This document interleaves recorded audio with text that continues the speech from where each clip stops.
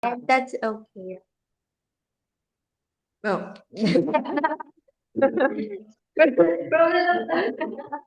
Actually, wala pang lesson. Nantay pa namin si Pastor Marcos, so kukwentuhan lang muna kami. Here lang po. Ayan. Kayo naman, kamusta kayo? Okay.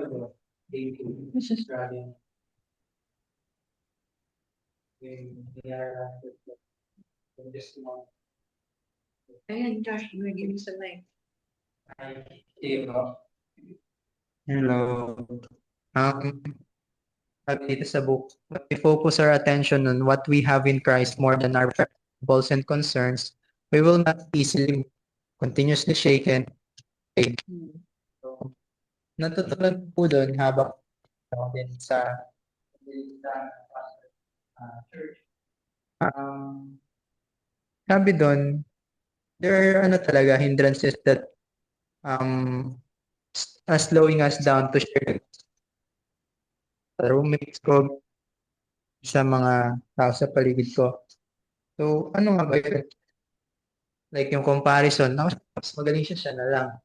Pero, hindi ko na-realize, personal encounter ko with Jesus, with God, that can be used to share, to present them. Like, May testimony. ako, testimony mo na. And then, yung testimony natin, yung ni God, parang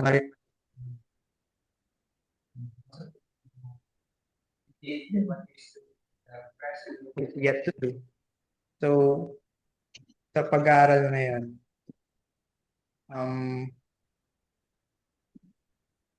kailangan live in integrity, excellence, continue to pass on the gospel, ganon. Preach the gospel to them, live in remembrance, go back to that moment when God starts revealing Himself to you. Yung tayo mo madalas ganun. But when we focus on we have in Christ more than everything. Grabe po yun na yung anchored na mga ano po bigay. So we must live for His purpose. Hello! Ito kami nag-start sa song kasi tututuan lang kami sa mga natututunan. Hello! Ang daming share si Josh about mga natututunan niya. Nakalala ko yung last lessons natin. Pinalit ko na naman sa friends ko. Like, yung natutunan ko po Making everything out. and yung mga natutunan ko naman sa kanila yung topic na share ko. So, share data. Na tayo ko.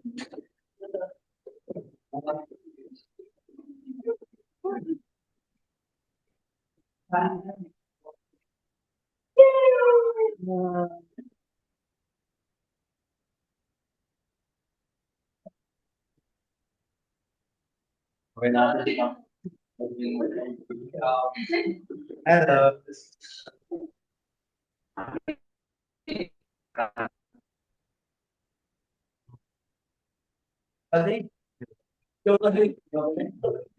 Afternoon, ayan, nandito na si Pastor. Hello. Here, hello. Hello. Sige po. Ano po pa natin? Sige, good afternoon everyone. Good afternoon. Kailangan talaga dito ako para kita ko lang online. Hello po sa mga nanonood online. Welcome po sa ating vlog. Ay, di yun. Ayan po, sige, bago po tayo mag-start, ay makakapakinig po muna tayo. Let's worship to music. And let's sing along po dito sa ating song na ito. Holy Spirit. Wait lang. Iba lang po yung song. Iba yung Come Holy Spirit sa Holy Spirit Come. Sa baba. Ito pa, ito. Ito pa. Yeah. Okay. Iba-iba kasi. Share lang po natin yung screen. Ang tagal na po yung song.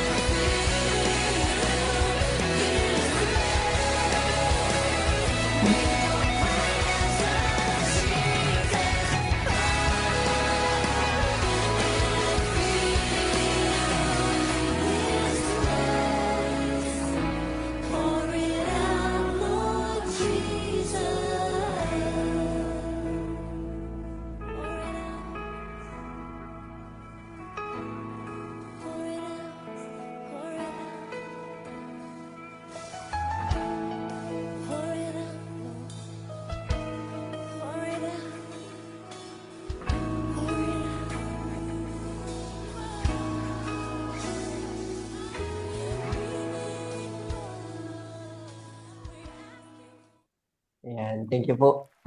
Ating ganda music. Yes, Holy Spirit come. Holy Spirit move. So let us invite the Holy Spirit within in our midst today as we come to the presence of the Lord. And ayan, before we go sa ating lesson for this afternoon. So let's come to the Lord in prayer.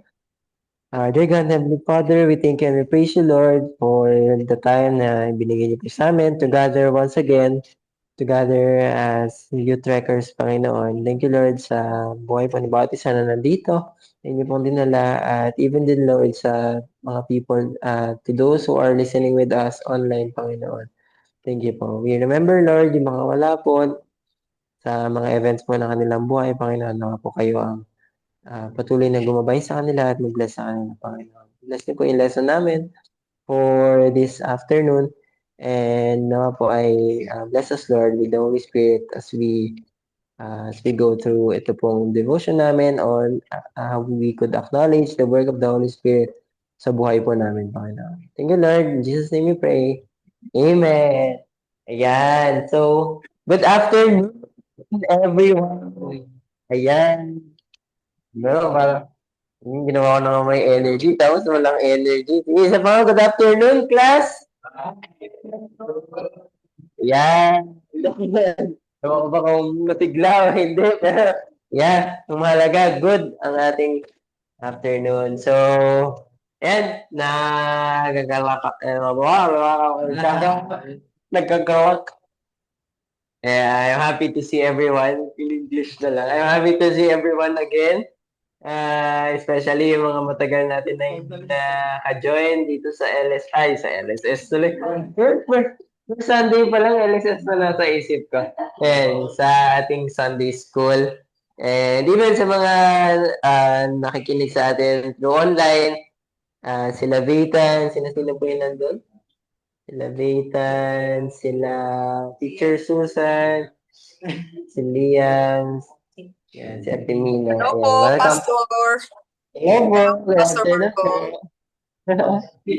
Ayan. Opo. I think kulangan po nating i-half screen. Ay, wait lang po medyo mag-change lang po kami dito ng setting Sige lang po. namin. Yan, i-extend lang po namin yung screen. Sige lang po, Pastor Marco. I will be listening po. I will be listening.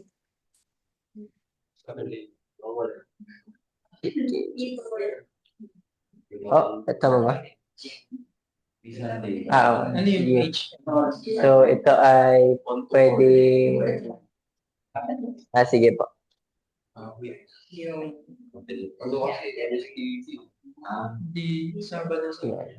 Though, iyan ako muna. Wala. Sige. Sige po, teacher. So, present po muna and then share.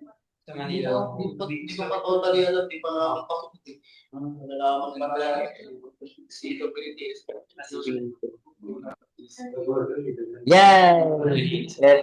We are here. Nakikita niyo po ba yung nasa screen natin?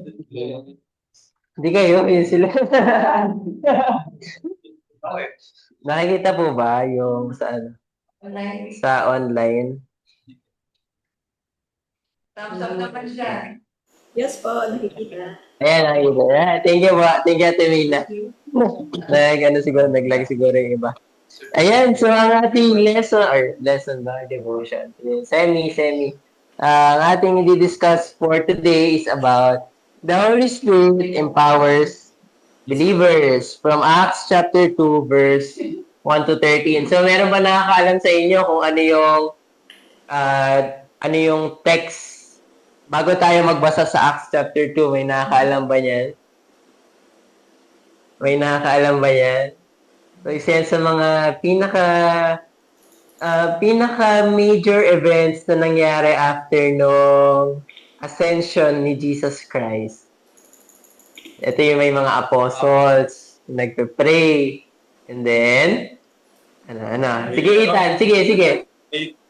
May pa. Ayan. Ano yung festival na sinaselebrate nung time na yan? May nakaalam ba?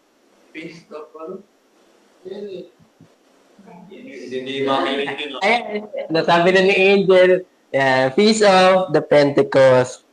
So, ayan, we will be looking at how the Holy Spirit empowers believers, hindi lang yung mga apostles during that time. So, move tayo. Kakaroon tayo ng reading. So, Acts chapter 2, verse 1 to 13. And follow na lang kayo. I will read it for you. Sa Acts chapter 2, verse 1 to 13, so ito yung buong kwento niya. When the day of Pentecost had come, they were all together in one place, and suddenly a noise like a violent, rushing wind came from heaven, and it filled the whole house where they were sitting.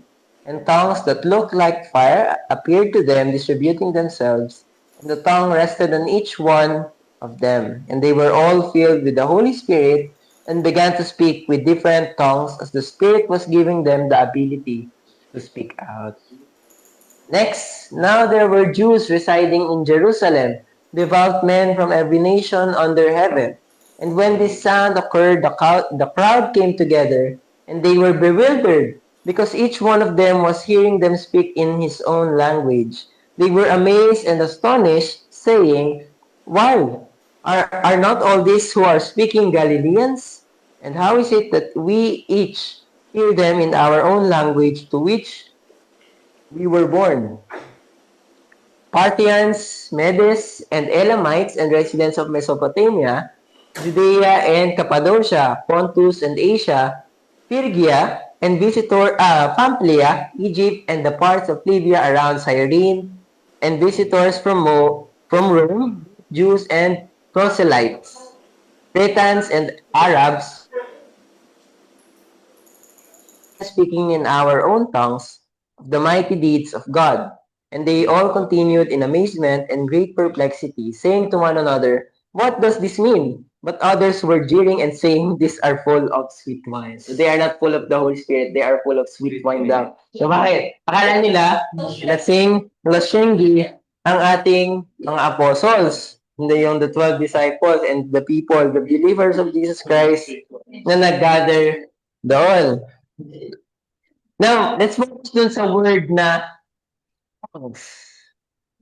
Let's focus dun sa word na tongues. Actually, tongues, nagkaroon ako before ng question, or para hindi naman existential crisis. Siguro midlife crisis about sa tongues na yun. Hindi ko pala midlife crisis. Pero, nagkaroon ako ng question. Ano ba yung tongues na tinutukoy doon? May it be literally? Ano ba siya? Yung dila na umaapoy? Or hindi, kasi there are instances sa Bible na yung mga akala natin literary siya, literary phrase siya, literary word siya, but yun pala very literal. So ang Bible natin is both literary, figurative word piece, a literary word piece siya, at the same time it is historical. So halo yan. Kaya nagkakaroon minsan sa Revelation, hindi natin malaman kung alin ba yung literal na interpretation or kung ano ba yung figurative. Ano ba yung, siguro tayo, meron tayong mga figures of speech, so on and so forth. The tongue na sinasabi naman dito comes from the word glossa. So, glossa, meron ba kayong alam na word na glossa? Malapit sa glossa. Glossary, yan, tama si Ate BC. Glossa in Greek meaning language, or glossary sa English, a list of terms or words found in or relating to a text or dialect. So glossa, so ano siya, language of fire. Parang ganun dito, tongues of fire, language of fire. Yun yung pinapakita dito. Glossa in Greek. Yan, next tayo. Yan, the Holy Spirit empowers through speaking of tongues. Glossa in Greek, meaning a language or dialect. Nung makikita niyo dun sa verse earlier, there were Jews residing in Jerusalem, devout men from every nation under heaven. So what does that mean? So there were Jews na nasa Jerusalem. However, they were born of different nationalities. They were raised from different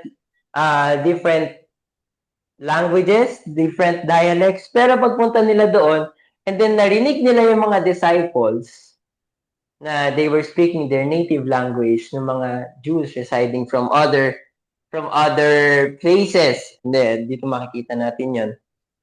Yan, ito maraming places. And kala nila, lasing sila. They were astonished. Many of them were astonished. Many of them believed. Pero there were some na sabi, they are full of sweet wine. Now, kung makikita ninyo, in the overall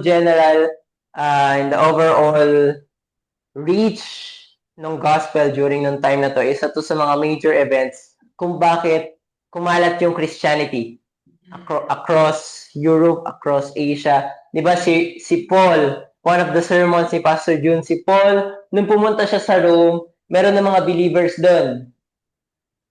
Pero wala pang ibang account na merong believers in Rome. Saan yun siya magdagpo-point back? Dito. Saan ba yung Rome dito? Visitors from Rome.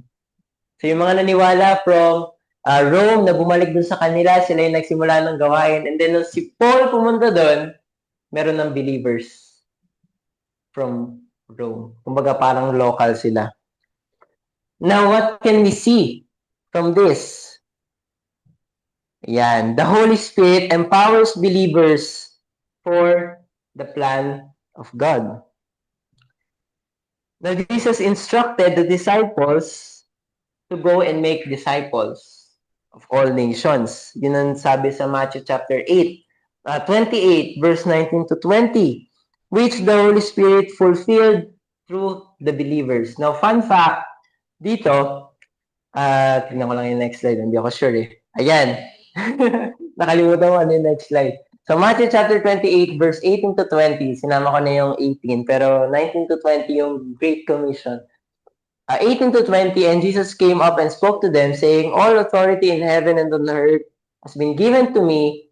Go therefore and make disciples of all the nations, baptizing them in the name of the Father and the Son and the Holy Spirit, teaching them to follow all that I commanded you, and behold, I am with you always to the end of the age.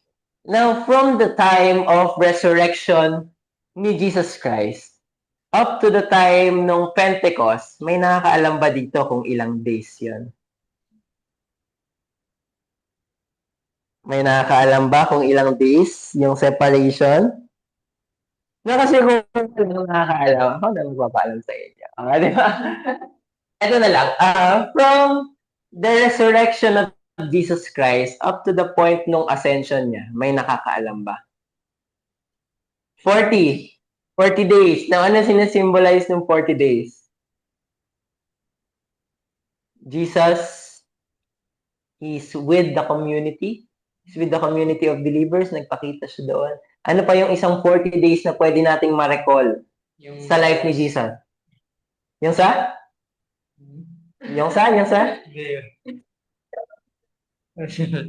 Oh, yun. Meron din. Sa Old Testament, merong 40 days of wandering sa wilderness. Pero naging 40 years dahil sa disobedience, di ba? Meron pang isang 40 days. Akala ko may nag-raise ng hand.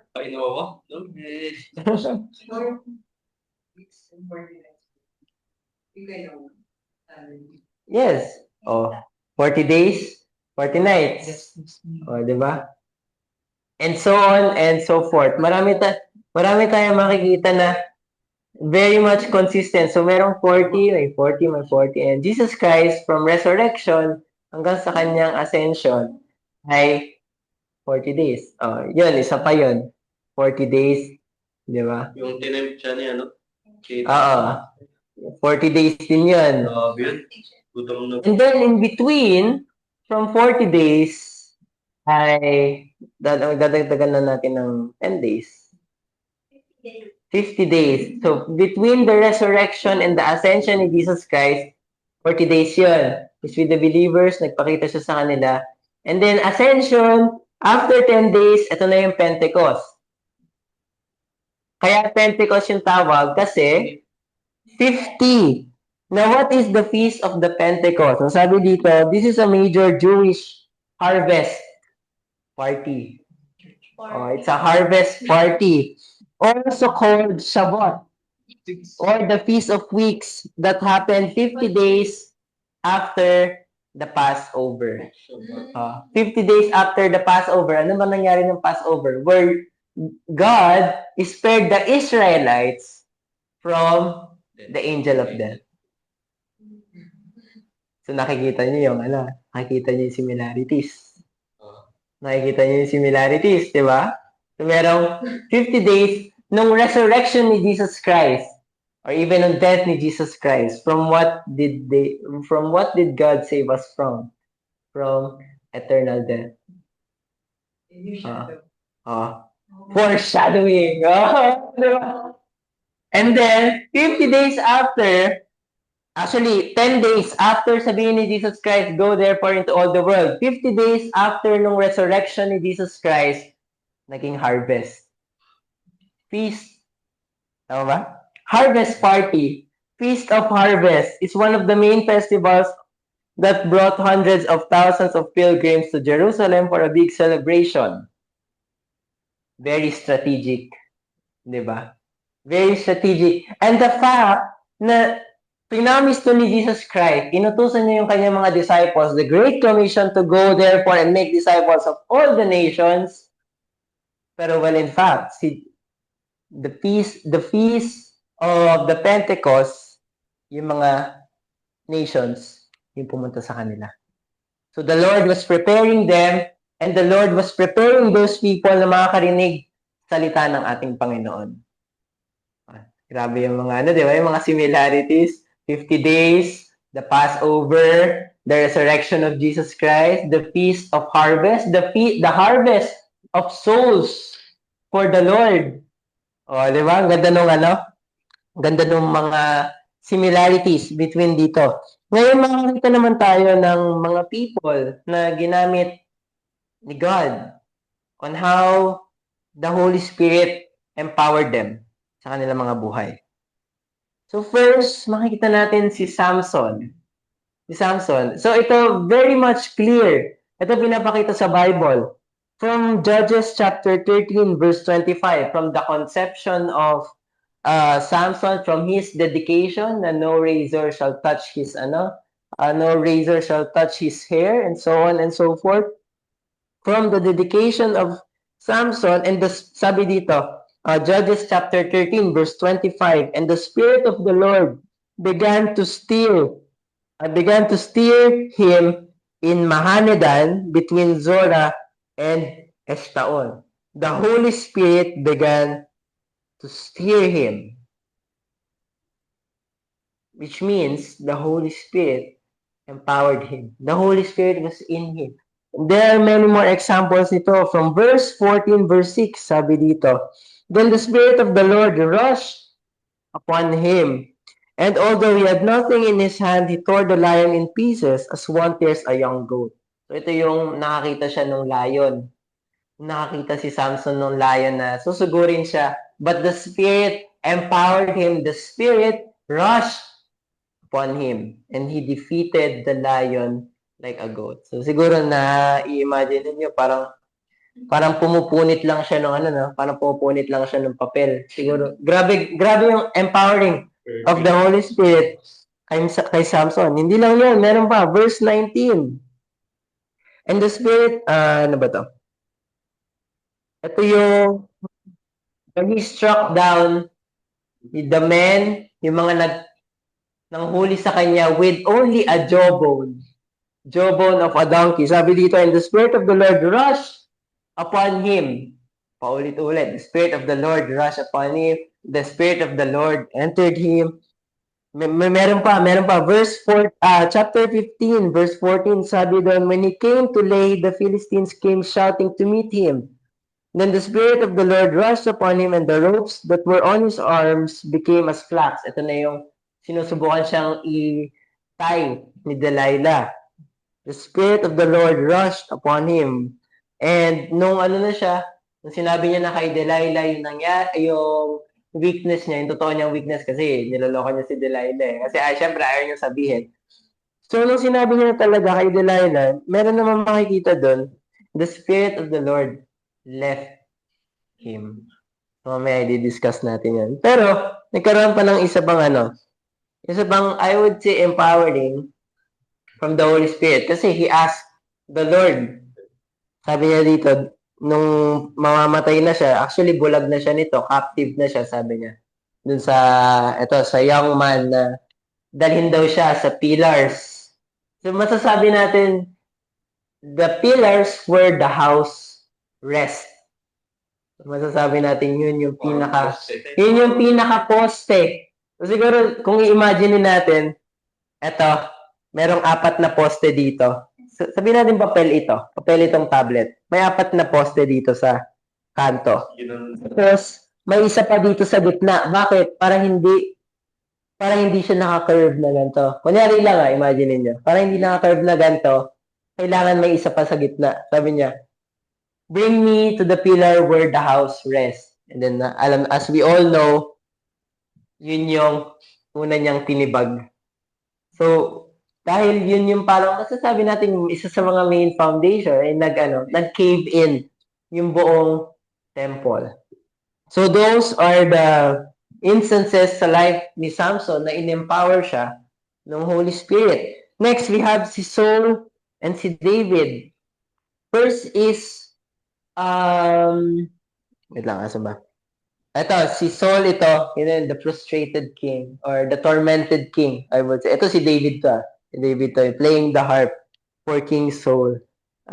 Wait lang, let me go through lang sa natin. Sa verses natin. 1 Samuel chapter 10, verse 10, sabi doon, When he turned his back to leave Samuel, God gave him another heart. And when these signs came to pass that day, when they came to Gibeah, behold, a group of prophets met Saul ito. And the Spirit of God rushed upon him, and he prophesied among them.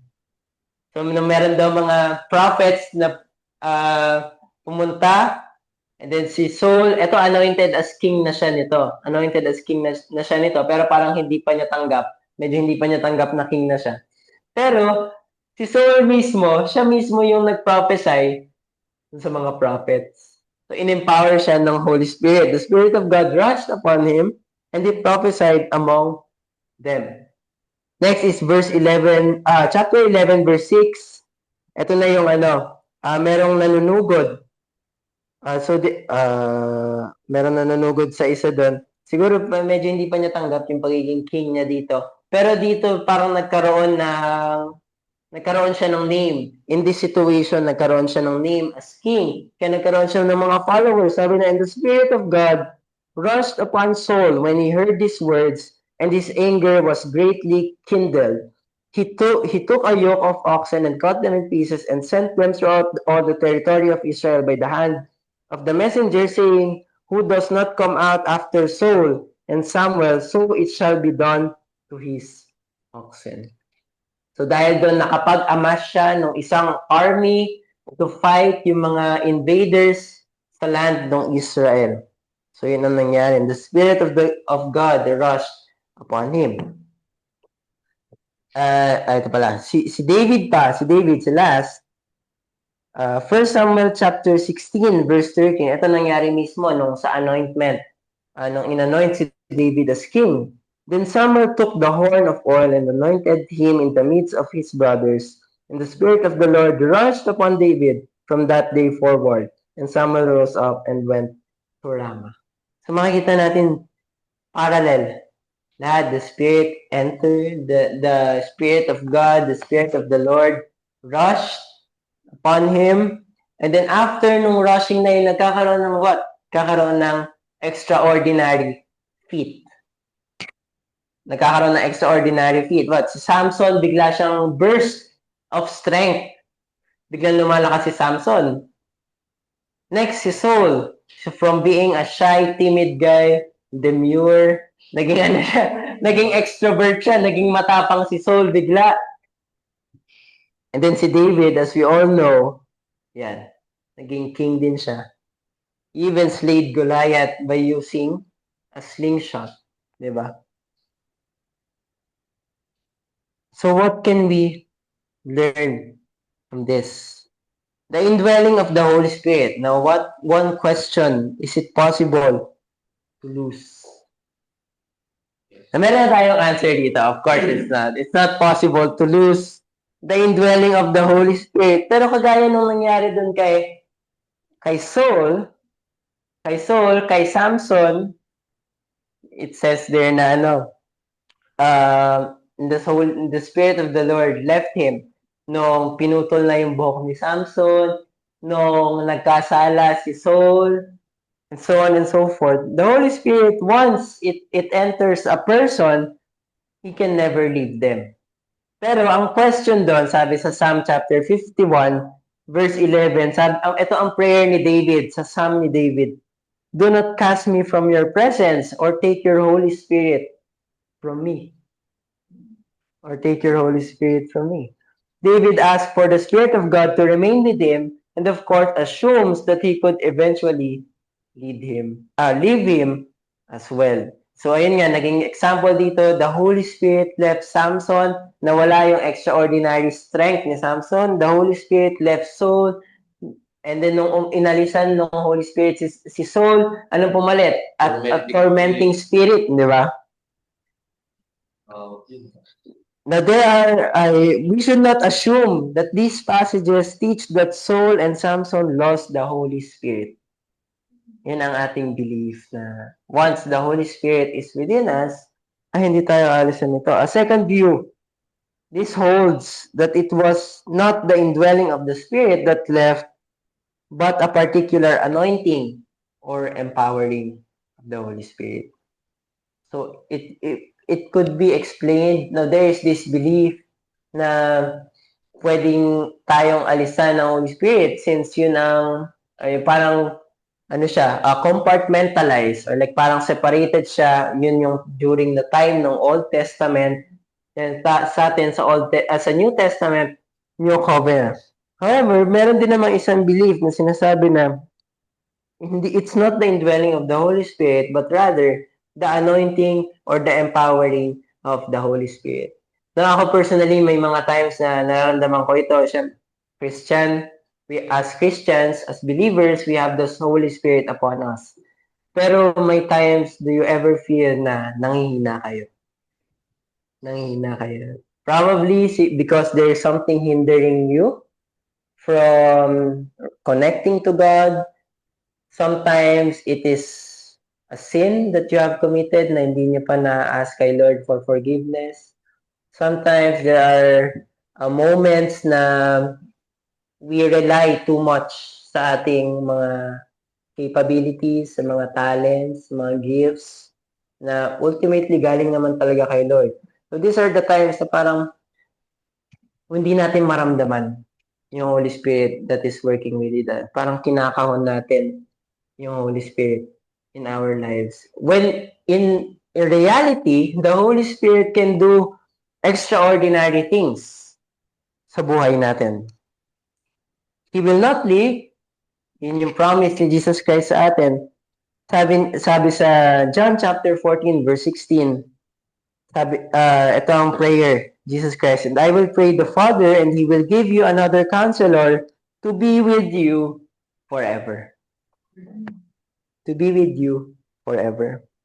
The Holy Spirit remains forever. Sabi dun, in Him you also, Ephesians chapter 1 verse 13 and 14, in Him you also, who have heard the word of truth, the gospel of your salvation, and have believed in Him, were sealed with the promised Holy Spirit, which is the guarantee of our inheritance until we acquire possession of it to the praise of His glory. So sealed, permanent na yung Holy Spirit sa atin. It's the mark of a believer, if we are truly saved, is that if we have the Holy Spirit, if Judgment Day comes, and then our God the Father looks at us, He knows that we are already saved because He can see the Holy Spirit within us. So yun ang mark of a true believer, the Holy Spirit. So this goes to show na do not be discouraged even if you feel na sometimes you cannot feel the Holy Spirit moving, or sometimes the Holy Spirit is silent. God is silent. Do not be discouraged. Now with empowerment comes sometimes dispowerment. If the Holy Spirit can empower us believers, however, if we rely too much on ourselves, if we don't rely on the Holy Spirit, wala siyang gagawin. Kasi bakit? Ano bang tendency natin? Tayo as people, as humans, beings who are sinful, ang natural tendency natin is to do things for our own, not for the glory of God. It is only through the Holy Spirit that we could glorify God. Only through the Holy Spirit that we could glorify God. So if we do not rely on the Holy Spirit, can we glorify God sa ginagawa natin? The answer is no.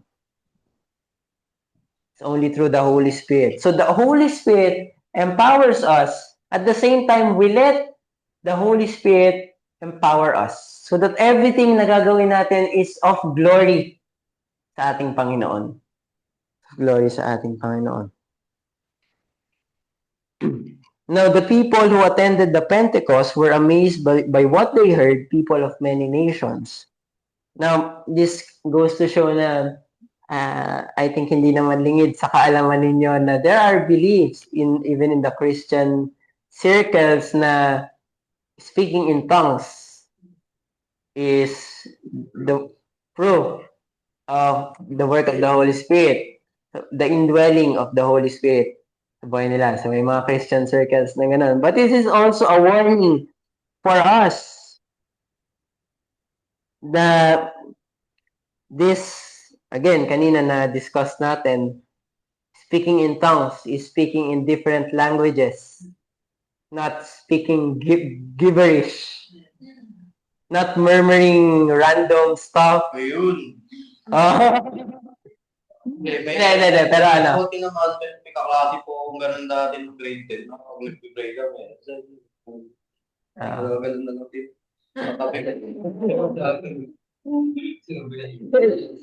I mean, it could be possible na kapag nagpe-pray sila, may alam silang ibang language and then they pray in a different language, pero marunong sila. Maybe it's the Holy Spirit. We have no right to judge naman. Pero, however, meron kasi tayong meron kasi tayong firm belief na or firm na paniniwala sa speaking in tongues is about speaking in different languages without the capability to do so. Like kunyari, sila Peter, yung mga disciples, wala naman silang alam na ibang languages. Wala naman silang ibang alam na languages. Pero how could they speak? Diba? So, siguro yun lang. A short insert lang to warn you guys na hindi porket kailangan nyo mag-speak na, siguro, mga ganun-ganun kayo, ay kabahan na kayo. Question na kayo. However, ayan, let us be aware. Let us be aware of such things na hindi porket sabihin nating Christian ay meron tayong ay palagi natin silang kasundo. Meron din tayong beliefs na different sa kanila. However, we respect them. Pero if push comes to shove na we have to defend our faith, we have to do so. We have to do so. So next, now how can we apply this to our lives today? Now first, kagaya na nabanggit ko kanina, if we ever feel stuck, ask empowerment from the Lord, from the Holy Spirit. David, sabi dun sa Psalm chapter 51 verse 11, he asked for the Spirit to not depart from him. He is continually asking for the special anointing, for the empowerment of the Holy Spirit para sa kanya, to not depart from him, to lead him, to guide him. Now, if we ever feel stuck, let us ask for empowerment from the Lord. Actually, nitong habang ginagawa ko ito nung nasa office one time, nagna-notes ako dito, sabi ko, paano ko ba gagawin to? And then I asked the Lord, Lord, paano ko ba pwedeng gawin tong lesson na to? Paano ba, paano kaya namin to pwedeng gawing fruitful or in relation sa real life or sa mga coming months na darating? So, ayun. And that's what you're getting right now. So, if you ever feel stuck, ask the Lord for empowerment. Ask empowerment from the Lord, especially to let the Holy Spirit work in you. Next is the Lord gives us what we need for His glory. The Lord gives us what we need for His glory. Now, there are many moments when we feel drained, but the Lord gives us energy that we need to do things for Him. Kanina, we were just talking si Teacher Joanna and I about the previous LSS. Sabi ko kasi nung nagpaalam ako, actually po teacher, medyo inaantok na ako nun. Pero buti safe, nakauwi. Tsaka yung feeling din na parang, sabi ni Teacher Joanna, Pastor, parang hindi ka napapagod. Parang ganun. Parang hindi ka napapagod. Actually, it's only by the grace of God na we can last through the day. However, kapag syempre, after the Lord empowering you, ibibigyan ka niya rin ng good night's rest.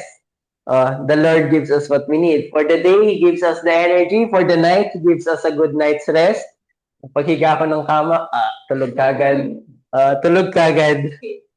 There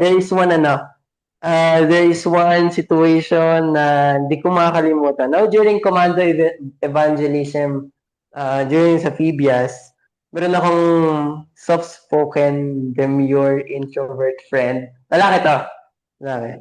Who talk, sabihin na natin, very loud. Very loud and clear habang nung nagka-gospel sharing kami. So kami parang gulat na gulat kami. Siya ba to? Siya ba to? Pero we can see na during those times, such an unexpected moment, the Lord can use people.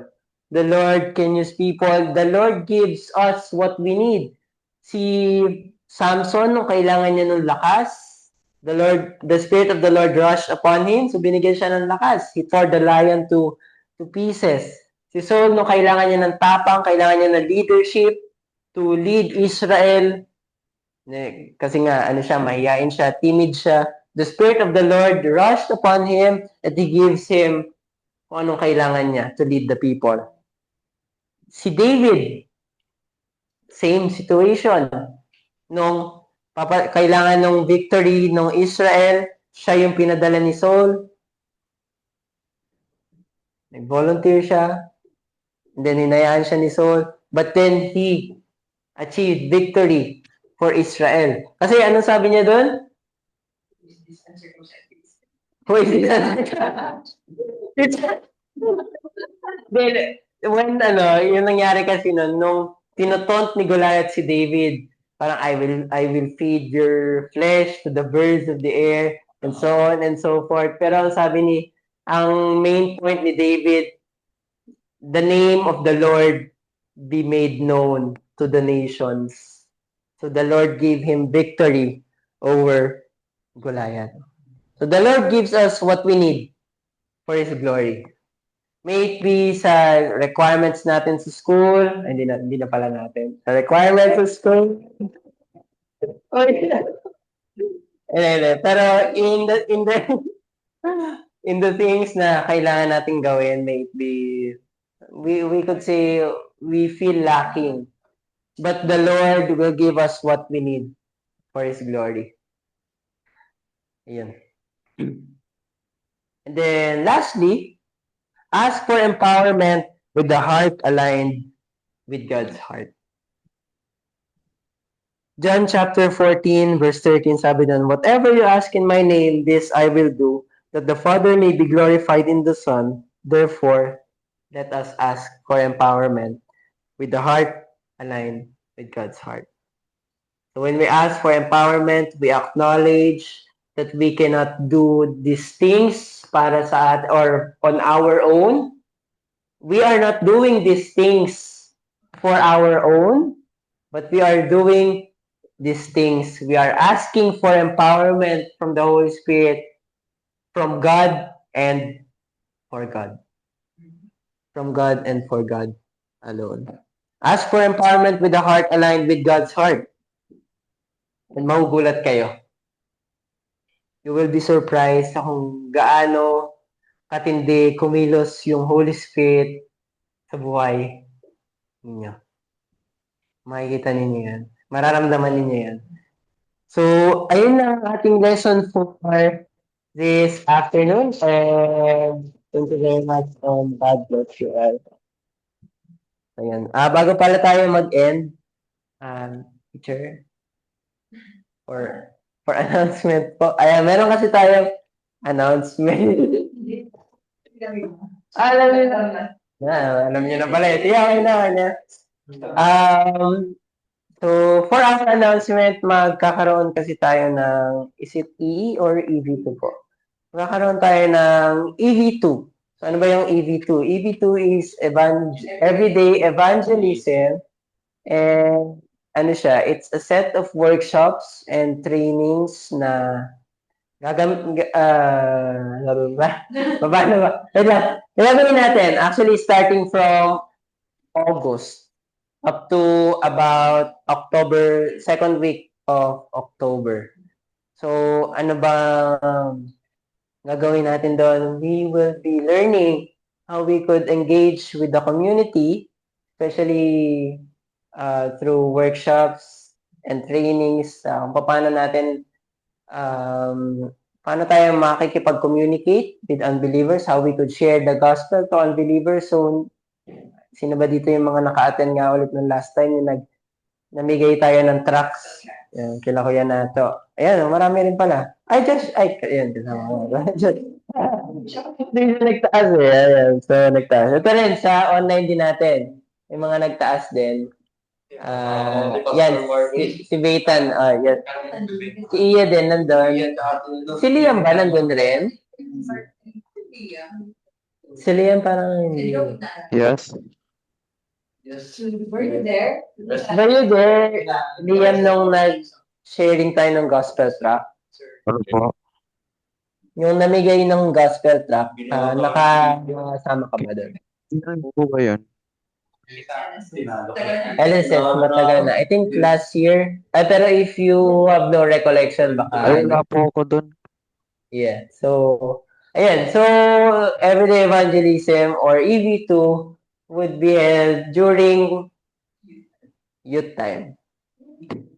Yeah. Is it 1:30 or 1 o'clock? Yeah, hindi pa final yung hindi pa final ang ating time. Pero, the most likely thing na mangyayari ay we won't be having our lessons. Yun na yung magiging lesson. Yeah.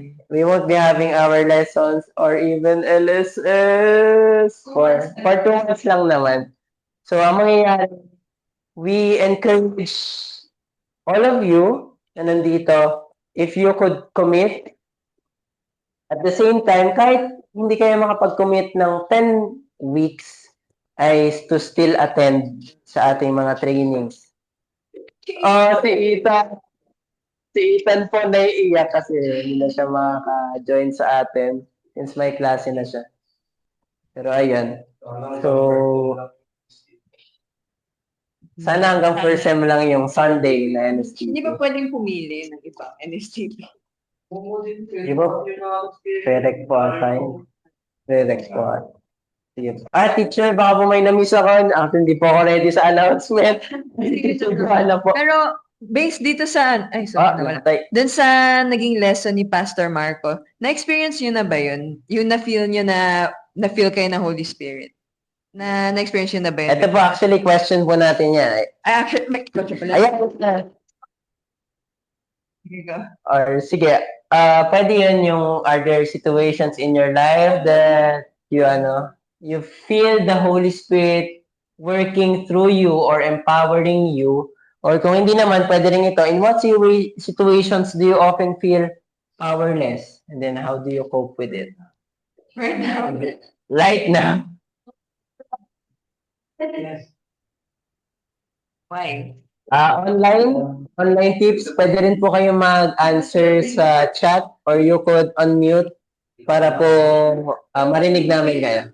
So either chat or mag-unmute. May gusto lang i-share, hindi naman kailangan. Well, Kasi maubos tayo.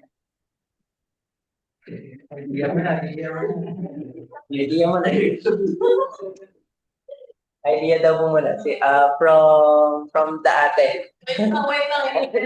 Kasi for example, yun nga, yung shinare ni Pastor Marco na parang feeling, dati ako din, feeling ko sobrang mahihain din ako. Tapos, nung nag-ii ako, isa din yun na way na ginamit ni God na ma-feel din ako ng Holy Spirit. Kasi, na-mention mo ba na parang, even if yung Holy Spirit in our lives, hindi siya mawawala, pwede natin siya i-quench. And by quench, meaning, hindi mo siya pinapansin. Yung parang nafe-feel mo na may pinapagawa sa'yo si God, pero makulit ka, ayaw mong gawin.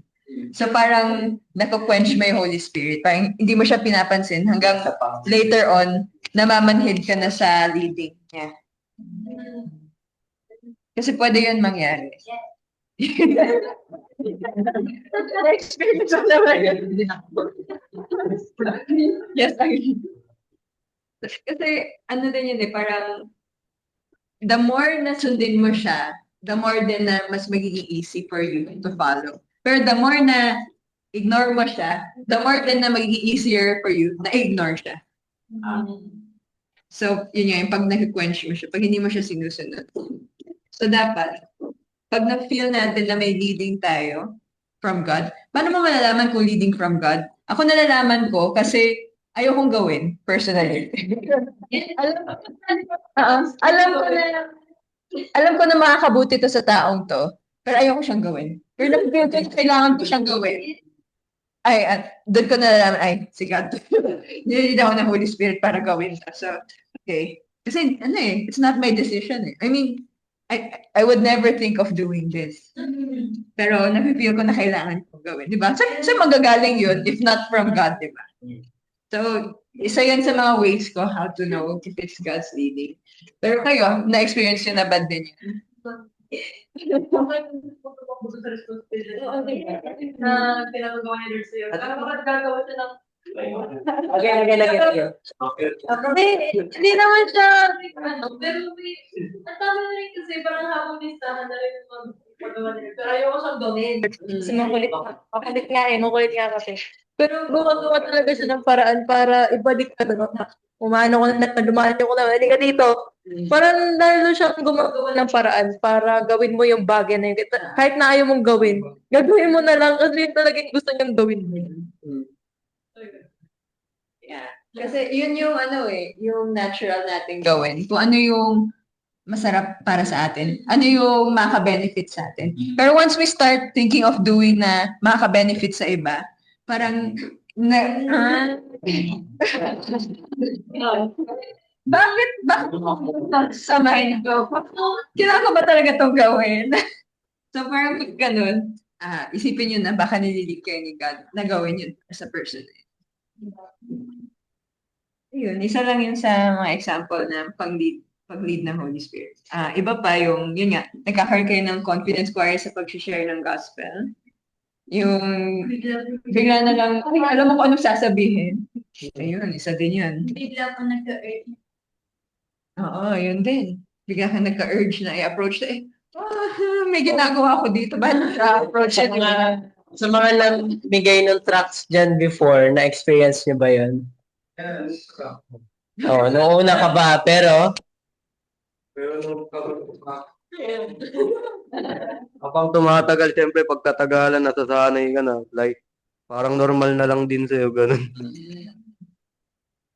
Natutulungan ka na. Or na-empower ka na yun. Lalo pa akong kasi yung panghuli na sineran namin ni Pastor, yung nagtitinda ng manok. Ulam. Kami pa yung, ako pa yung natanong. Sabi ko, Pastor Marco, ito yung sumugot. Sabi ko sa isip ko. Pero siyempre, nakakaano naman yun kasi ako yung tinatanong. Tapos si Pastor, kumbaga yung tinutulak ko para. Ayun. Wala. Ako na lang yung sumagot. Yun. Tapos din. Tapos, So, ano pa yung ibang ways na nakikita yung the Holy Spirit at work in our lives? Ano ba yung mga terms na may spirit sa atin, di ba? Fruits of the Spirit, spiritual gifts. Yan, pag na-exercise mo, pag lumalabas yung fruits of the Spirit, at work din Holy Spirit tayo. Kasi may weaknesses tayo. Alam natin, mahirapan tayo sa love or something. So, the Holy Spirit will be the one to help us. Actually po, yung sa verse, ano lang siya, fruit of the Spirit. Singular lang siya. Fruit of the Spirit. Hindi siya fruits. Hindi pwedeng, ay, love lang meron ako pero wala akong patience. So in having the fruit of the Spirit, lahat yun. Kompleto yun. Kasi isang spirit. Pag nawala yung isa doon, magtaka ka na. Na, do you are you really exercising the fruit of the Spirit? Kasi, ano siya eh, singular siya, di ba? Like parang like parang ang Trinity, di ba? God the Father, God the Son, God the Spirit. They are one in 3 person. Di ba? Hindi pwedeng mawala yung isa. So, parang same din sa singularity din ng fruit of the Spirit. So, hindi pwedeng patience, kindness, pero wala kang love. Wala kang self-control. Wala kang self-control. O, di ba? So, magkakasama yan lahat. Magkakasama yan lahat. Testing sa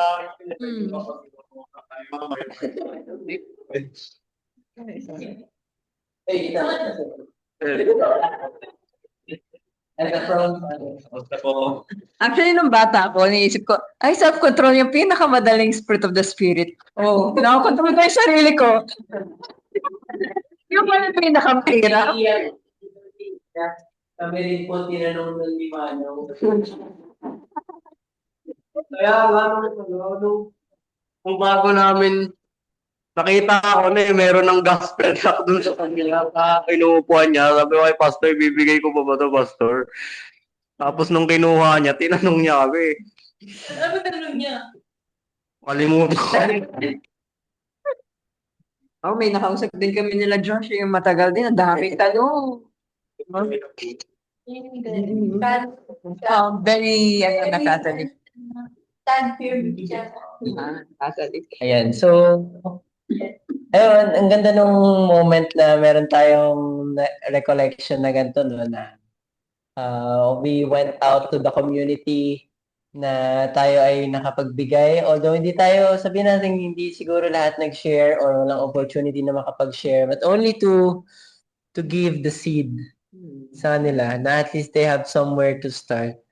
Ay nakakatuwa na, especially nung rin tayo, nung nag-reflection time tayo during that time, kung paano kumilos si Lord, kung paano tinanggal yung hiya, or to speak up, ganun.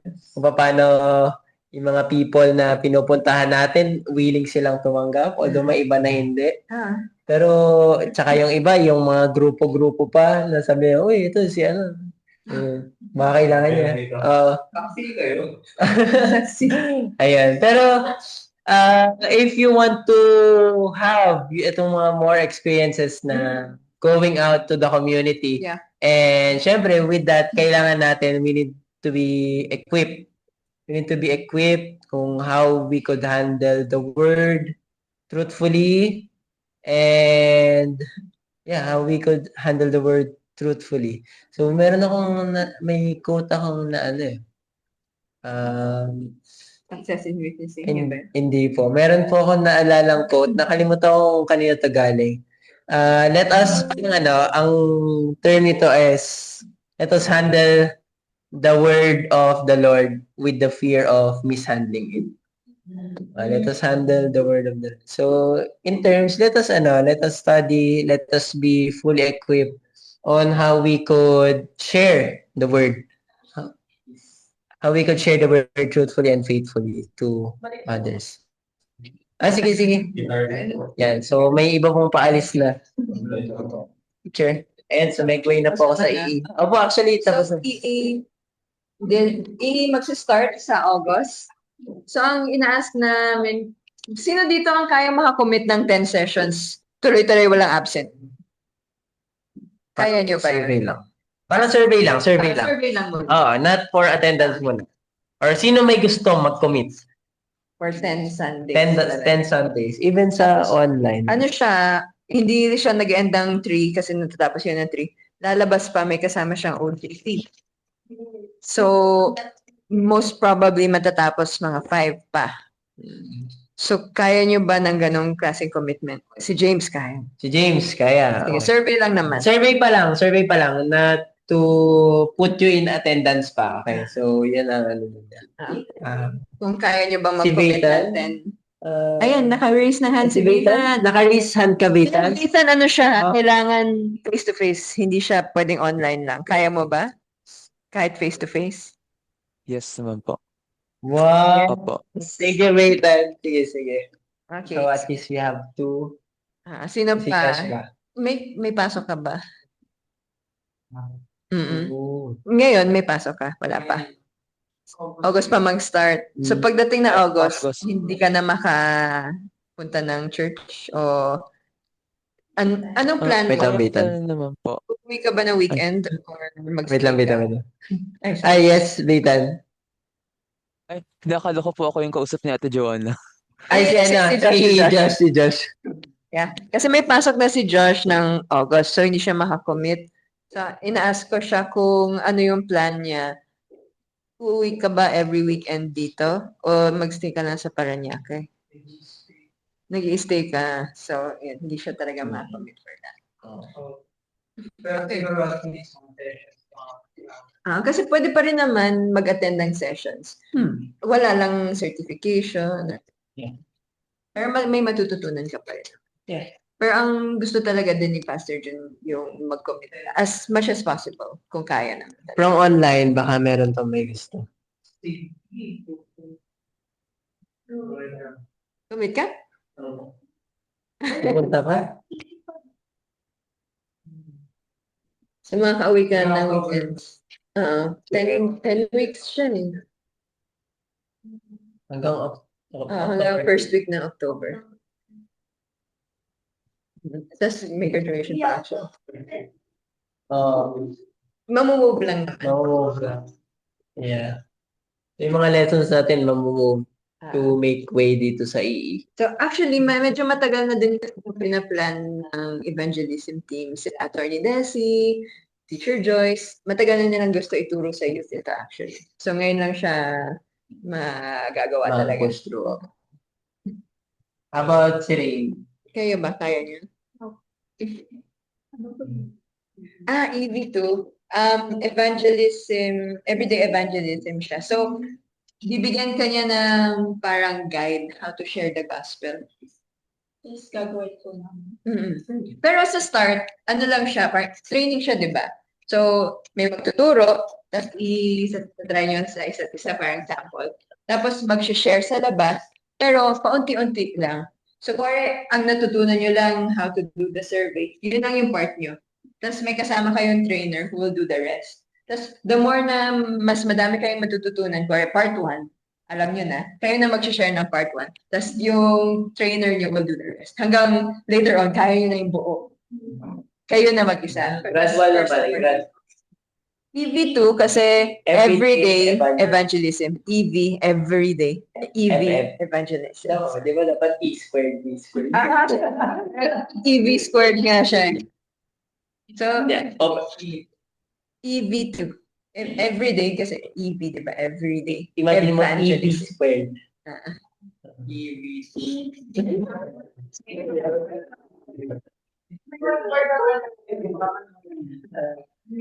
Pero ikaw rin yung ito gagawin. Every Sunday. Kung nag-struggle kayo mag-share ng gospel, maganda siya. Ikaw rin gusto mo rin? Jillian and si Kate, baka interested kayo. No pressure naman. Pero since nandito naman kayo almost every Sunday, di ba? Almost every Sunday. Hindi, parang kayo nga yata yung pinaka-regular eh. Actually, Journaling kayo. Wala namang mawawala. Tsaka, yun pa rin naman yung time ng youth natin. At saka may chance na kasama rin yung mommy nyo kasi nag-train din yung mommy nyo. Makakasama rin. Ayun niya, may spring. Alam ko ganyan siya. Bahala ka. Sige po. Every Sunday. Every Sunday. Every Sunday ng youth time. So parang ang goal nila Teacher Joyce, matrain talaga yung youth. So ang target, youth. Pero open naman din sila kung may adult na gusto. Pero ang main focus talaga youth. Sila po tayo.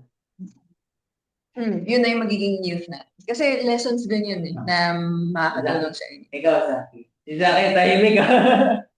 Tandaan. Hindi mo kaya Dahil sa school schedule. Nga, hindi ka rin masyadong regular rin. Pero ano pala, that doesn't mean na pag pumunta kayo dito ay di namin kayo papapasukin sa youth room.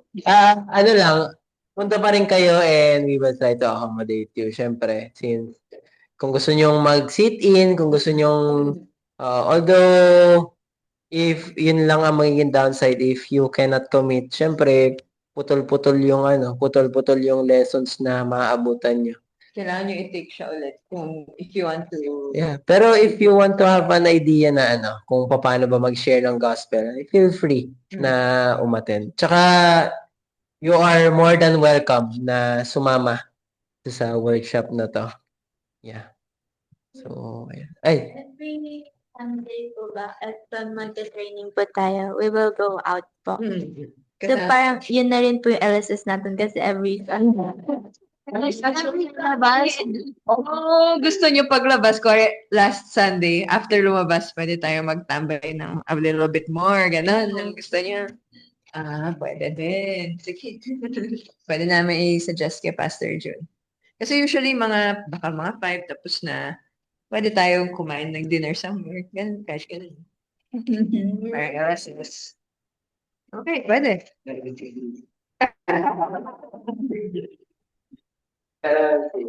Ayun. So si Bethan, yes daw. Si Iya. About Iya. Let's go, Iya. Let's go. Iya or si Iya. Wait, Iya or Liam? Are you interested? Interest pa lang naman eh. Interested to join a 10-week training, evangelism training. Ayan. Iya, I'm not sure po, pero I'll check po. Pero pa tayo. Ayan, interested. Yes. So, initial survey pa lang naman to. So, thank you for sharing about your interest. Yes. Yeah.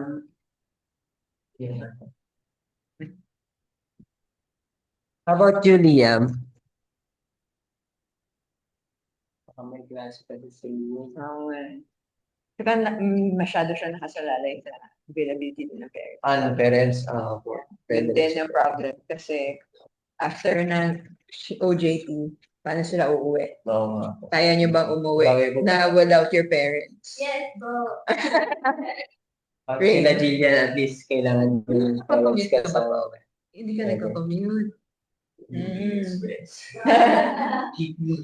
Actually, pwede nyo din i-invite yung parents nyo to join. Interested? For Sunday ako. Yeah, invite your dad. Ang start ay first Sunday of August. Pero yung sa mga nagtaas, if ever man na may changes sa availability nyo, sabi na kayo. Pero at least ngayon meron tayo ng count nung So, ilan yung natin interested. is 1, 2, 3, hindi pa sure. 1, 2, di ba? Pero count na rin na interested. 1, 2, 3, 4, 5, 6, sila po, kasama sila kasi. Sige, tama na kayo. Sama na rin. Tapos 7, 8. 7, 8. Okay. So at least may 8 po tayo. Tapos talagyan natin sila busy ko. Okay din sila. Opo. So ayun lang naman po. Oo. Teacher, So ayun na. Okay. Tapos na yung ating lesson. Thank you everyone. For closing Closing. prayer. May prayer request mo kayo? Yes, prayer request. Ay, online prayer request. Yes. For the online, how can we pray for you? Pwede kayong mag-type dun sa chat natin. Si Papa po namin. Nung Friday pa po siya umalis para po responde sa sunog. And then hanggang ngayon po, nandun pa rin po sila sa site. Ha? Yes. Friday? Saan sunugin? Sa Pasig po. Malaki. Warehouse daw po. Kaya po yun. Saturday. May po, Araw na. Ay, si Liam. Parang Friday hello? Ay, si Liam. Yes, Liam. May prayer request po ako. Yes. Ano po, also ano po, malapit na po ako, papasok na po bukas. So, I was wondering kung pwede nyo i-pray nyo ako about na sana tulungan ako ni God na sa sa exams. I mean sa sa mga studies ko tas sa mga namin, seat works and quizzes namin. Thank you, Liam, for sharing. Okay, welcome. Help lang po for strength and motivation for school and memorization for school din po. Nagiging busy na po kasi ulit kami sa school, especially since last year of junior high na po ako. Yay! Yeah, we'll pray for that, Iya. How about the others?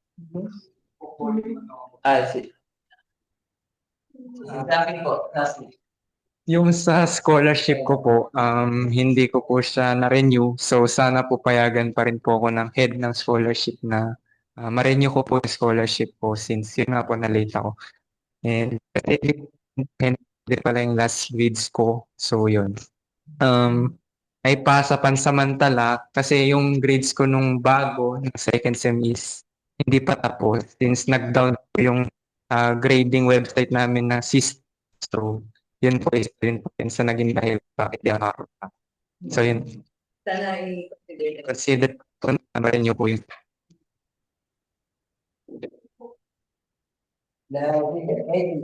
Prayer request? For study lang po para po mas.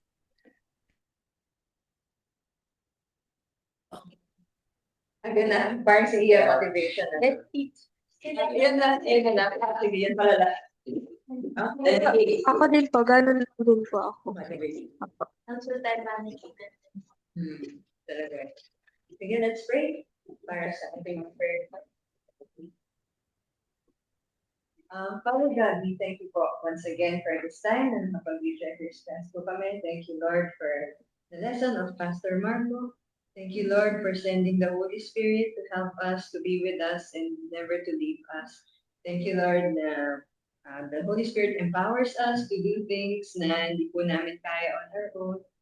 We pray, Lord, for the filling of the Holy Spirit so that we may be able to honor you with our lives, especially po sa mga students po dito sa U-Checkers. Lahat po sila halos ay students and they all want to do well in school. So Lord, I pray na bigyan niyo po sila ng motivation na makapag-aral, all for your glory. Hindi lang po kasi for themselves ito, but it is also for your glory na and also for their parents na nag-work hard para makapag-aral sila. So we pray, Lord, na madami po silang matutunan sa school and ma-apply po nila yun sa life nila and pag nagkaroon na po sila ng work in the future. So we also pray for wisdom sa kanilang pag-aaral. Tulungan niyo po sila na mapag-aralan yung mga lessons na kailangan nila aralin, that they may get good grades sa mga exams nila, quizzes, and homeworks. And we also pray for Nathan, protection, and good health. Hindi lang po sa kanya, pero for each one of us here and yung mga families po natin. We also pray, Lord, for Zaki na ma-renew po yung kanyang scholarship. We pray na makonsider pa rin po siya ng team na hindi naman po niya kasalanan kung bakit na-late po siya. And we pray, Lord, for each one of us here na makapag-commit po sa evangelism training, yung mga kaya, and as much as we can, na hindi po mag-absent for the next few meetings ng U-Checkers kasi alam po namin na very important din po na makapag-share po kami ng gospel to the people around us. So, Lord, maganda pong opportunity ito and may we not let it slip by. And maximize po namin yan. And also, sa bawat isa, we pray for good time management para yun po maging ma-free up po talaga yung schedule namin for this. And matapos po ng lahat yung mga schoolworks nila and makapag-aral ng maayos. And wala po sila ma-miss na anything na important. So, all these things we ask and pray in Jesus' name. Okay,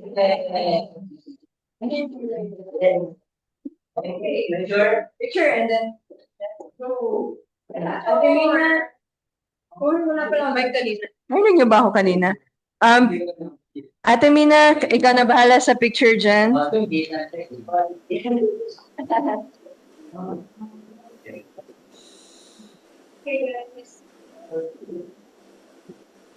Face to face.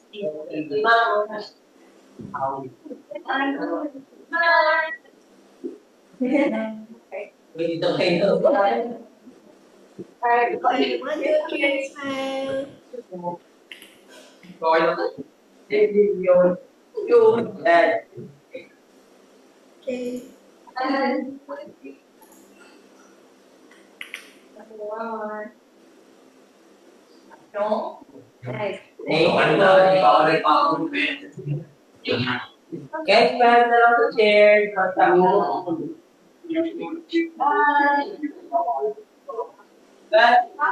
Wala na kayo, Teach Inat, Teacher Susan. What? Wala na po kayong comment pala. Oh, I was just on the listening mode now. Yeah. Bye-bye. Sige, bye-bye. Bye, Liam. Yeah, I really don't know how to leave. Sige po, end na po namin. Bye. May computer na